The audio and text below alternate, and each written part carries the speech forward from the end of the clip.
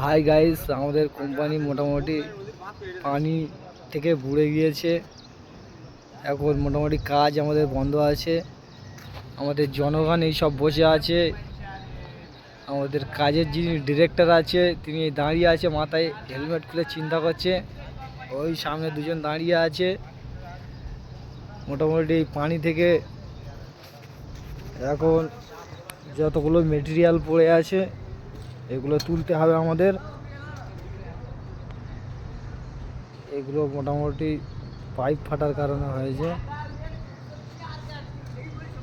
আমাদের যত লেবার লোক এই দাম বসে আছে।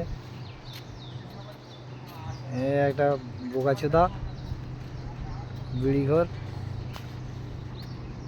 এগুলো পানির ট্যাঙ্কি। শানবাবু এই চলে এসছে। কাজ কাম হবে তো নাকি? আজই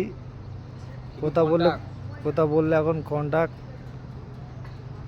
সামনে একটা মাটির পাহাড় দেখা যাচ্ছে।